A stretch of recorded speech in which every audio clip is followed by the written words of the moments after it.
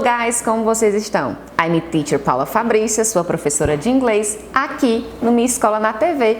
E essa aula de hoje, pessoal, é para você, o nosso aluno do 8º ano, certinho? Peguem o livro de vocês e vamos à nossa aula do dia. Mas antes, vamos relembrar onde paramos, sobre a aula passada. Trabalhamos aqui expressões que indicam futuro, expressing the future. E eu trabalhei algumas perguntas e trabalhamos também respostas, porque eu gosto de falar inglês. What are you going to do tonight? What are you going to do tonight? O que você vai fazer à noite? I'm going to sleep. I'm going to sleep. Olha aqui, utilizando dois vocabulários que aprendemos, pessoal. Tonight, que indica futuro, à noite, e também o futuro com going to, que é aquele futuro que vai já acontecer, tá bom? Que é o com o verbo to be, aqui escondidinho, e o going to. Vamos à nossa próxima pergunta. What are you going to do next Sunday? What are you going to do next Sunday? O que você vai fazer próximo domingo, futuro? I'm going to watch a movie. I'm going to watch a movie. Eu vou assistir um filme. Muito bem. Então, pessoal, mas vamos à nossa aula do dia. Nós vamos trabalhar um conteúdo que está no livro de vocês, que são os 17 Objetivos do Desenvolvimento Sustentável, certinho? E o objetivo da nossa aula é exatamente esse, conhecer esses 17 objetivos, mas só que em inglês, para enriquecer nosso vocabulário e também ter conhecimento do que se trata esses objetivos tão importantes para o mundo, ok? Então, vamos lá. Para aquecer a nossa aula, eu vou colocar para vocês um pequeno vídeo explicando sobre esses objetivos, pessoal, que são super importantes. Eles foram adotados em 2015 para unir forças em prol de um mundo melhor, tá bom? Devemos cuidar da geração de hoje, mas também temos que pensar na geração futura, não é, pessoal? Será que vamos deixar para o futuro? Um planeta melhor ou um planeta pior? Então, vários países do mundo, junto com a ONU, eles se reuniram e lançaram para serem alcançados até 2030 17 objetivos super importantes para a humanidade. Não é só para mim e para você, é para todos que habitam esse planeta. Que nós devemos pensar, sim, no presente, mas também no futuro, tá bom? Curtam o vídeo aí, eu espero que vocês gostem e a gente volta continuando a nossa aula, certinho? Vamos imaginar que você esteja viajando pelo espaço e que agora você esteja olhando para uma vida inteligente. Você tem viajado bastante porque o espaço é bem grande e agora você vê a Terra, uma pequena ilha no espaço, uma composição de água, pedra e solo, uma camada fina de ar para conseguirmos respirar. Existe mais vidas no espaço? Sim ou não, está em todos os lugares.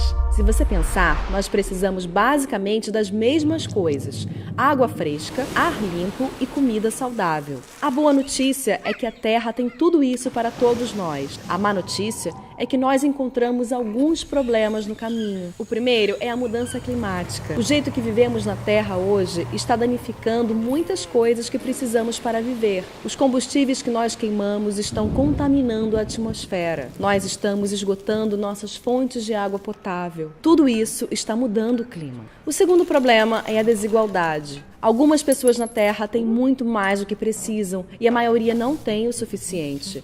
Isso causa pobreza e não é justo. Milhões de pessoas não têm acesso aos remédios que poderiam prevenir doenças. Em alguns lugares, as crianças não entendem o motivo de ir à escola. Em outros, milhões de crianças querem ir à escola. Isso é justo? Com sorte, nós temos um plano. As Nações Unidas anunciaram os Objetivos Globais para o Desenvolvimento Sustentável. São 17 objetivos que protegem o planeta contra a mudança climática e tornam o mundo seguro e mais justo para todos. Nós temos que alcançar essas metas até 2030. A melhor coisa de se ter um plano é que nós podemos checar como estamos indo ao longo do caminho, mostrando as partes em que fomos bem e as partes que devemos melhorar. Até 2030 teremos um longo caminho, então nós temos que encorajar uns aos outros todos os dias. Temos 17 objetivos que trabalham juntos, então há diferentes formas de você ajudar. Você se sentiria diferente sendo menina ou menina em relação à segurança que você sente, aos amigos que tem ou os lugares que você pode ir?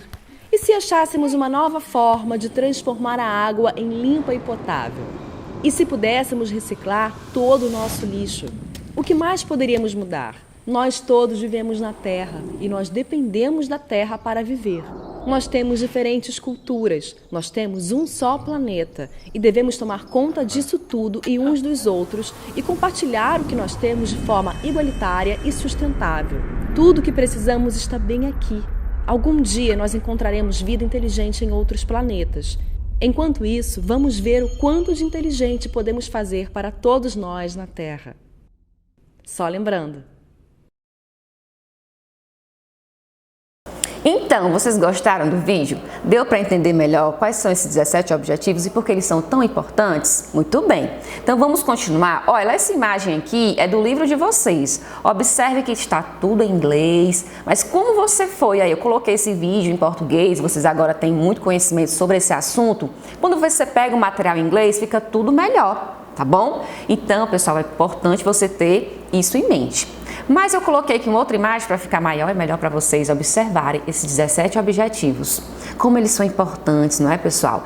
Aqui, de 1 a 17, nós temos umas frases em inglês e a figura. Professora, mas dá para entender algumas coisas em inglês, porque tem muita palavra do inglês que parece com o português. Exatamente. E é por esse meio também que a gente consegue entender o que está acontecendo aqui. Olha esse objetivo 16, como ele é tão importante. Promover, não é, gente, para o mundo inteiro. Peace, justice and strong institutions. A paz, a justiça e fortalecer as instituições sociais. Isso é importante para mim, para você e para todo mundo. Então aqui são vários objetivos, mas hoje eu separei apenas os 6 primeiros para a gente estudar, tudo bem? O que vai acontecer aqui? Eu vou explicar e vai ter uma atividade simultaneamente, tá certo? Olha só esse primeiro objetivo. Qual o primeiro objetivo a ser alcançado até 2030 para o mundo inteiro? Tem a ver com o quê? Com família? O que vocês acham? Eu vou ler em inglês a definição. A situation in which people are extremely poor. A situation in which people are extremely poor. Que situação é essa que as pessoas estão extremamente pobres? É uma situação que a gente tem que banir até 2030. É um projeto, é um objetivo do mundo inteiro. Qual palavra daqui tem a ver com essa definição? Inclusive, pessoal, essa atividade está na página 75, página 75. Eu estou falando de quê? Poverty, de pobreza. No poverty, sem pobreza. Então, o primeiro objetivo da ONU, junto com os países do mundo, que são mais de 160 países que estão nessa empreitada, é acabar de uma vez por todas a pobreza para todo mundo, porque isso não é bom, pessoal, não desenvolve, não tem a ver com a humanidade, certinho? Então, o primeiro objetivo, e eu digamos assim, como ele é o primeiro, dá logo aquele choque, é exatamente isso que tem que acontecer com a gente que está lendo, tá bom? O segundo objetivo, para o desenvolvimento sustentável, tem a ver com o quê? Tá em inglês, professora, eu não vou saber não, vai, calma, olha esse prato, tem a ver com alimento, pessoal, com comida. Então, eu vou ler aqui a descrição, a definição, e vocês vão me dizer qual dessas duas palavras eu estou falando, ok? A feeling of discomfort or weakness because you need food. Qual é aquela sensação de desconforto, weakness, fraqueza, que causa na gente porque a gente precisa de quê? Food, comida.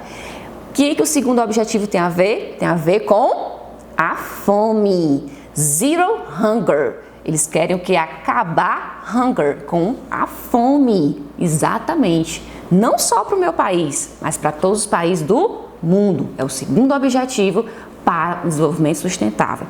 Para um planeta, para um mundo melhor. Então, ó, poverty, hunger, tá bom? Que é a fome. Vamos para o terceiro objetivo para um planeta melhor, para o desenvolvimento sustentável. Está aqui o terceiro objetivo. Tá em verde, olha esse símbolozinho, coração, não é, pessoal? As batidas de um coração saudável, isso é muito importante. A feeling of being comfortable, healthy and happy.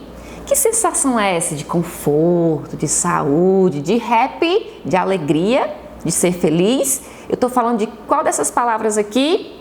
Eu estou falando de well-being, estou falando de bem-estar.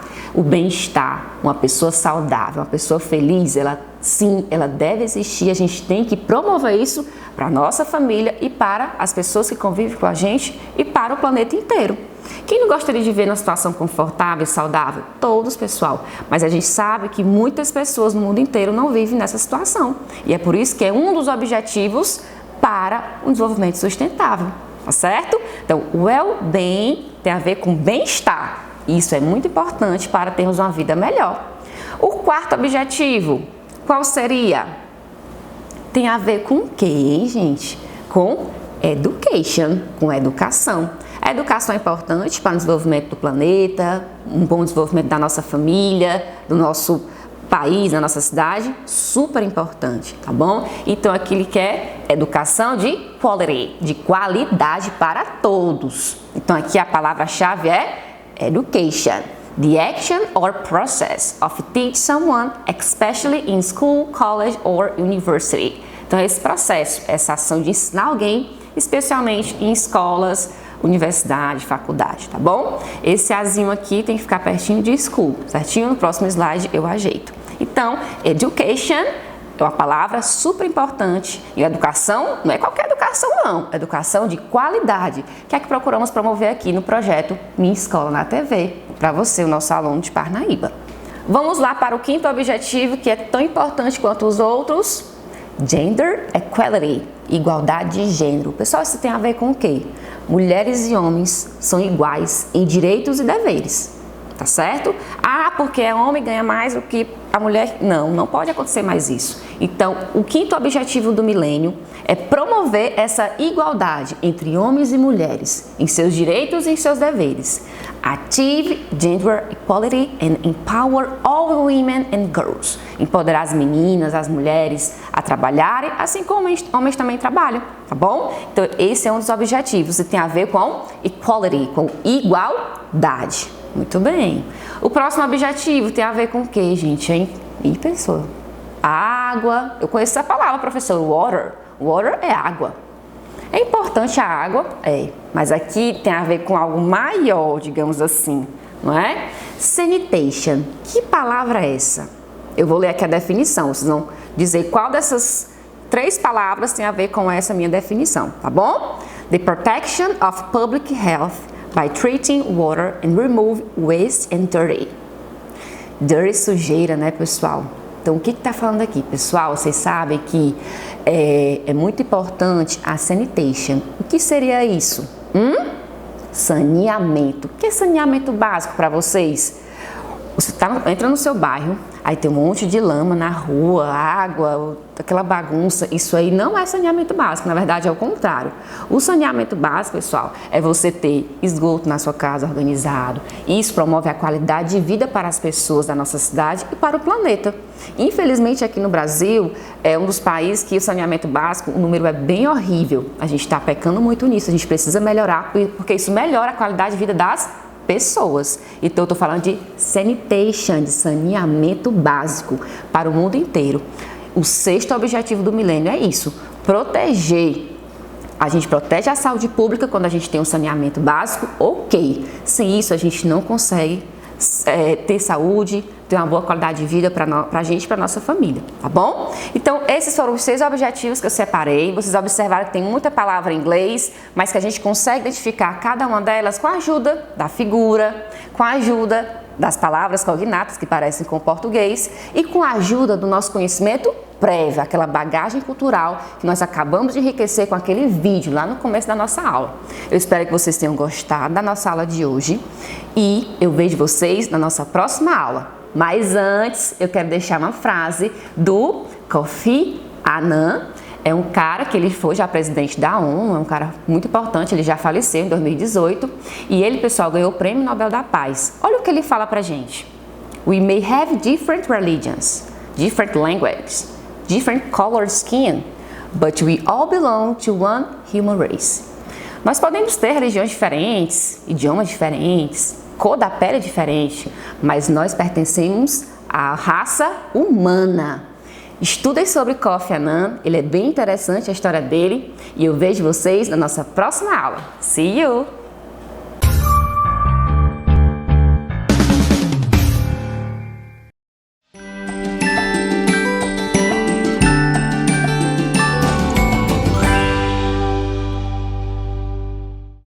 Bom dia, meus caros alunos e caras alunas, como é que vocês estão? Tudo bem com vocês?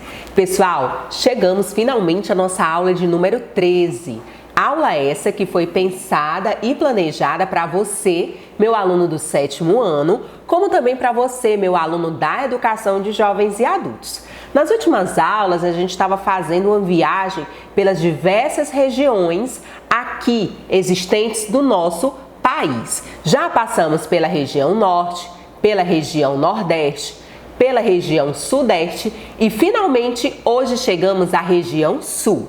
Na aula de hoje, a gente vai conhecer um pouco sobre as características naturais daquela região, como também o seu processo de construção de espaço geográfico. A gente vai compreender como que os impactos ambientais são decorrentes justamente desse processo de construção e reconstrução do espaço urbano. E também compreenderemos os aspectos populacionais e da economia daquela região. Então é um momento bem oportuno para a gente estar aprendendo muita coisa nova sobre essa região. O que é que vocês já sabem sobre essa região? Vocês já foram naquela região? Conhecem alguém que moram por lá? Ou foi igual a professora Vanessa, só conhece de ver foto, de ver em filme, de ver na televisão?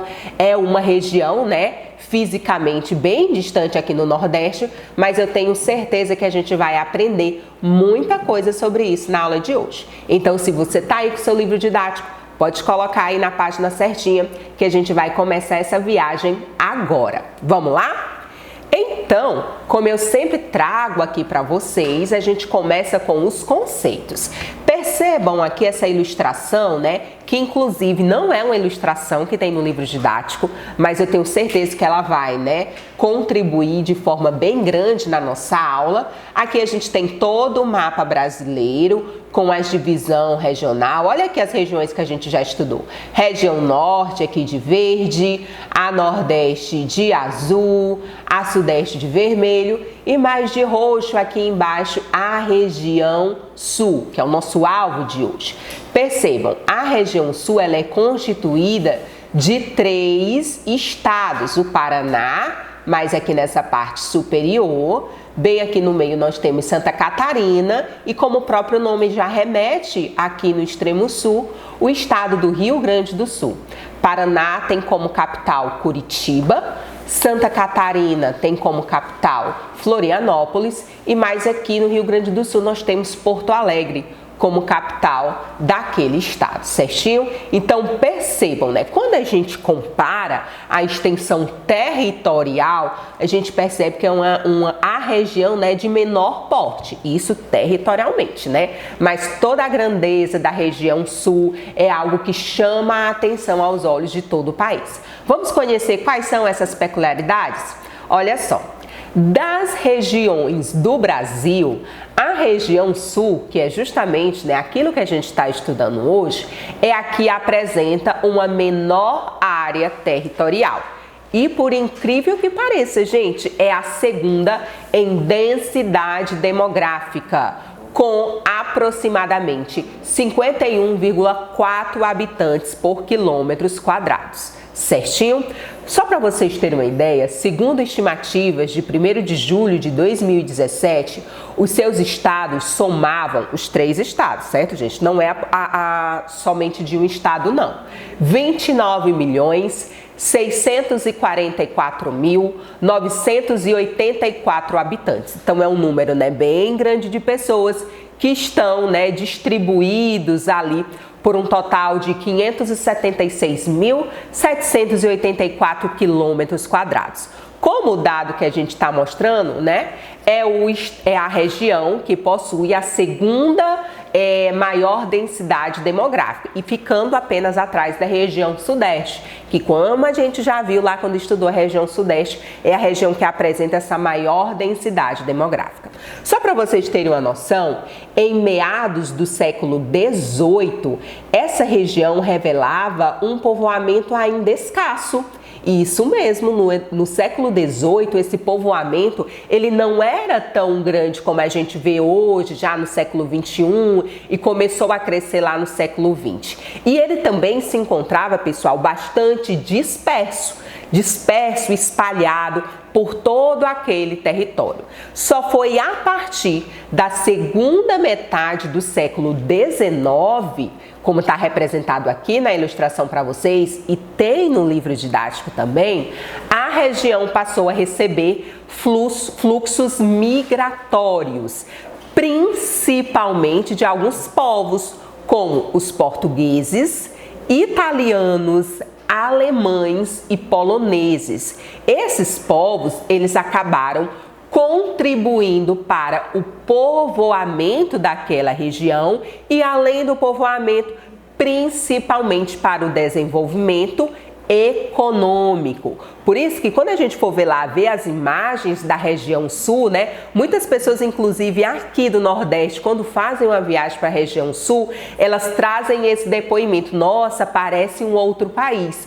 Por quê? Porque grande parte daquele território foi colonizado, foi povoado, posso dizer assim, por povos de outros países, né? Portugal, Itália, Alemanha, Polônia, entre outros. Vamos dar uma olhadinha agora sobre o relevo e a vegetação daquela região.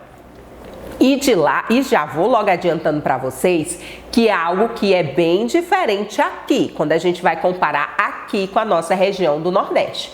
Olha só, a gente vai ter a divisão de terras altas para terras baixas. Vamos conhecer agora detalhes de cada uma dessas denominações. As terras altas, que são aquelas de maiores altitudes da região sul, elas são encontradas nas partes mais norte e nordeste do Rio Grande do Sul e vão se prolongar para os estados de Santa Catarina e Paraná. Elas formam, gente, diversas serras.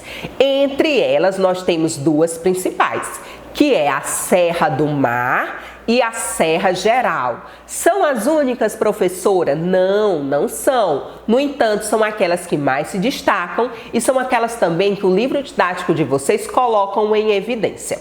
Para vocês terem uma ideia, é na Serra Geral, que fica lá no estado de Santa Catarina, que se localiza um município, né, uma cidade chamada São Joaquim.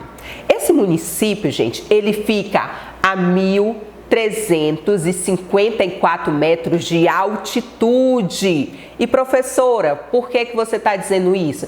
Porque esse é um dos municípios mais frios do país. Isso mesmo, devido justamente a essa altitude.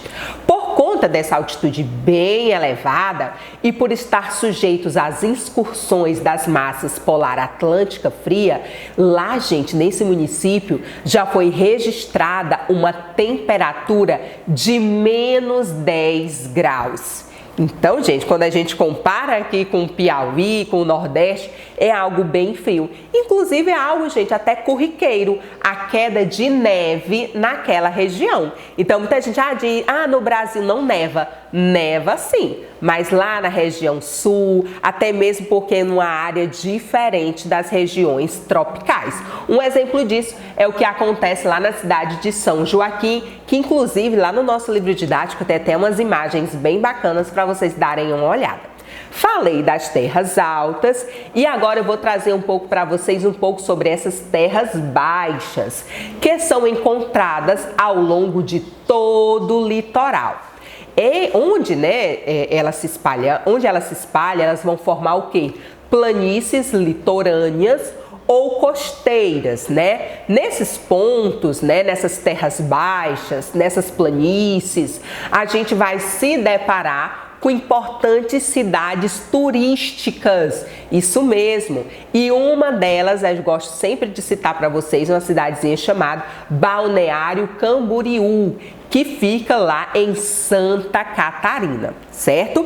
Falando um pouco da vegetação, essa é uma área campestre, né? Porque vem de campo, mais típica, onde a gente vai encontrar é do sudoeste, na região sul, que vai ser conhecida como Campanha Gaúcha ou os Pampas. Inclusive, se você fizer uma pesquisa rápida ali no Google, você vai ver várias imagens que ilustram isso. Inclusive, já no próximo slide eu vou trazer uma dessas imagens para vocês. E, olhem só, não é algo restrito apenas do Brasil, não. Ela vai se prolongar para o território do Uruguai e também da Argentina. O relevo, geralmente, ele é plano e entrecortado por pequenos e baixos morros. Vamos visualizar isso na prática, né? Já trouxe um pouco do conceito para vocês, mas eu quero que vocês visualizem. Olhem só. Aqui, nessa parte superior, a gente tem, né, como fala aqui a nossa legenda, a vista da área de Porto Alegre. Porto Alegre, como eu falei lá no nosso início, é a capital do Rio Grande do Sul. Aqui a gente tem o lado Guaíba, ilhas, né, formando o arquipélago, e o rio Jacuí, né, em primeiro plano, certinho? E como eu falei, aqui a representação dos Pampas que eu estava falando no slide abaixo, que inclusive, pessoal, é utilizado na criação de bovinos, né? É um verdadeiro pasto, né? É cultivado no bioma Pampa, que foi inclusive um dos nossos primeiros assuntos lá do 6º ano. Então, ó, é como se fosse um terreno propício para a criação do gado. Essas fotos, pessoal, ambas elas são lá do livro didático de vocês e é uma ilustração do ano de 2016, certinho? Falamos um pouco sobre o clima, sobre o relevo, sobre a hidrografia, a vegetação e falaremos agora sobre o clima. Antes que eu chegue nos conceitos, olha só essas duas imagens que eu trouxe para vocês, certo? Essa daqui é uma imagem muito conhecida, é um cartão postal aqui do nosso país. É uma cidade chamada Gramado, que fica lá no Rio Grande do Sul. Inclusive, a professora tem muita vontade de conhecer, mas não conhece. Tenho várias amigas que já foram, mas eu nunca fui.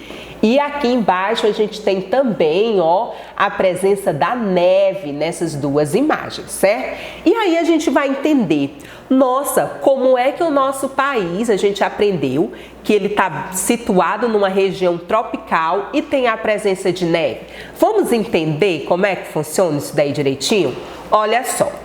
Como o Trópico de Capricórnio atravessa a porção norte do estado do Paraná, a maior parte da região sul está localizada na zona temperada, onde, por causa da esfericidade da Terra, os raios solares incidem, né, de forma menor em relação à superfície da Terra da zona tropical. Então, nós temos o nosso país, né, ele realmente, grande parte dele, né, quase 90% está sim situada na região tropical, na zona tropical, só que tem uma outra porcentagem que já fica na zona temperada. E grande parte da nossa região sul está justamente alocada nessa região. E é por isso que nós iremos ter clima, né, um pouco mais frio, presença de neve em um determinado tempo do ano. Essa região, ela vai ser dominada pelo clima subtropical. De modo geral, esse tipo de clima, ele vai ter características bem próprias. Vamos conhecer alguma delas? Temperaturas médias anuais entre 15 a 20 graus. Quando a gente compara, gente, esse tipo de temperatura com aquelas que a gente tem aqui, a gente já se depara. Aqui a gente vive, né, em torno de 33, 35, 37 graus. Quando a temperatura o dia amanhece nublada, a gente já fica com frio. Imagina a gente submetido a essas, né, temperaturas. Entretanto, lá no extremo sul do Rio Grande do Sul, as médias térmicas anuais, elas são inferiores a 15 graus. Então, é por isso, né, grande parte, né, a gente deve essa localização do Rio Grande do Sul. Quanto à precipitação total anual, quando eu falo de precipitação, eu estou falando de chuva. Há uma variação entre 1.500 a 2.000 milímetros, sendo, pessoal, olha só a característica dessas chuvas. Elas são bem distribuídas no decorrer do ano. E quando há essa boa distribuição, né, vai trazer alguns benefícios. Entre esses benefícios, eu cito aqui para vocês a prática da agricultura e da agropecuária. Dando continuidade, iremos conhecer e conversar um pouco acerca da construção do espaço geográfico. Então vamos lá. Durante todo o século XVI, né, Portugal, né, que foi o principal povo que colonizou aqui o nosso país, não digo o principal, mas o primeiro, né, ele demonstrou pouco interesse pelas terras que hoje, né, correspondem à região sul. Para vocês terem uma ideia, várias expedições de outros países visitaram aquele terreno, aquela propriedade, em busca principalmente do pau-brasil, que era o principal interesse da época, sem contudo estabelecer nenhum núcleo permanente de povoamento. Não era interessante, não era uma proposta interessante naquela época.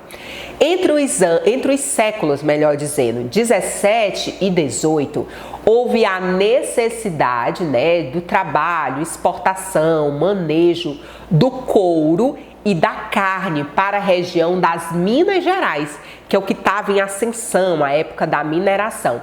E isso, gente, incentivou o deslocamento de paulistas para os campos do sul em busca justamente de gado, né? Uma vez que a própria, né, vegetação daquela região proporcionava isso. Como o clima, né, da porção sul do Brasil não era adequado para a produção dos gêneros tropicais, como a cana-de-açúcar, né, foi estabelecido na região uma agricultura de pequenos lotes de terra. E isso, gente, deu origem na região a uma pequena propriedade rural. Com isso, né, com toda essa caracterização, a região ela se tornou o destino de vários fluxos migratórios, ou seja, começou a chamar a atenção de pessoas de outros países que tinham o intuito de montar, de ter a sua pequena propriedade rural. E aí eu vou chamar aqui a atenção para vocês de alguns povos que contribuíram para isso. Os portugueses, os alemães, italianos, poloneses, ucranianos e até mesmo japoneses. E aí, quando esses povos chegavam, eles traziam bem mais do que o seu trabalho, né? Eles acabavam contribuindo diretamente para a construção do espaço geográfico naquela região. E a gente percebe essa contribuição até os dias de hoje. Olhem só esse slide. A arquitetura de algumas cidades. Olha só, gente, isso aqui lembra muito, ó, isso aqui é baseado na Ucrânia. Tipos de construções existentes lá naquele país, mas não é na Ucrânia não, é lá na região sul, aqui ó, da Holanda, esse tipo de arquitetura, as próprias festas, inclusive a Oktoberfest é uma das principais festas existentes no Brasil, que ela é de origem alemã, né? Então um grupo de alemães fixaram naquela região e aí, né, trabalham, fixaram as suas moradias e uma tentativa de lembrar das suas origens é fazendo essa festa aqui no nosso país. E é uma grande festa que chama muito, assim, atrai muitos turistas. Tem paradas, né? Enfim, é como se fosse um desfile. Algo bem assim que não faz parte, né, da nossa cultura propriamente dita, mas agora acaba fazendo graças, né, a esses grupos, esses fluxos migratórios que trouxeram isso para o nosso país, né?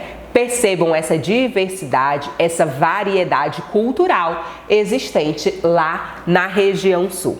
Quase concluindo a nossa aula de hoje, eu vou trazer um pouquinho para vocês sobre a população e a economia gaúcha, paranaense, né, de Santa Catarina, que é aquilo que forma a região sul.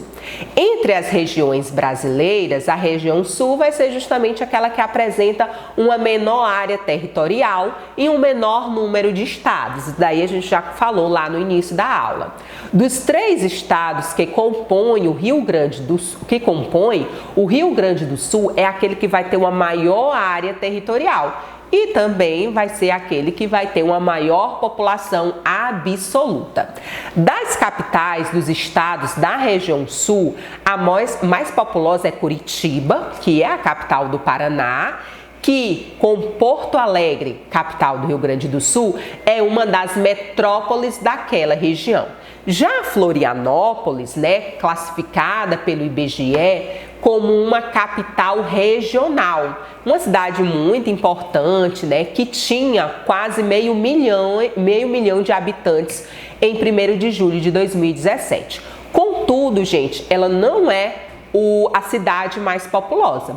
O município mais populoso do estado é a cidade de Joinville, que naquela mesma data, 1º de julho de 2017, já tinha quase 600 mil habitantes, né? Precisamente 577.077 pessoas, além, gente, de ser um município mais industrializado. Então, como a gente vem conversando no todo o decorrer das nossas aulas de geografia, a gente sempre percebe que há um número maior de pessoas onde aquelas pessoas têm condições de sobrevivência. Então, se Joinville é uma cidade bastante industrializada, provavelmente se há indústria, há emprego e as pessoas, né, buscam por melhores condições de vida. Finalizando a nossa aula, eu trouxe aqui essa tabela que vocês podem até encontrar no livro didático de vocês, que vem falando sobre as médias de população, área territorial e densidade demográfica de cada um dos estados. Nós temos aí o Paraná, Santa Catarina e Rio Grande do Sul e ao final a somatória, né, de todas essas regiões. E percebam, né, um estado pequeno, porém bem dividido, com a população, né, bem distribuída por todo o seu território. Muita informação na aula de hoje, né? Eu espero que vocês tenham gostado. Muito obrigada pela atenção de vocês. Não esqueçam de fazer as atividades e as leituras que os professores irão propor. Eu aguardo vocês no nosso próximo encontro. Um grande abraço e até a próxima!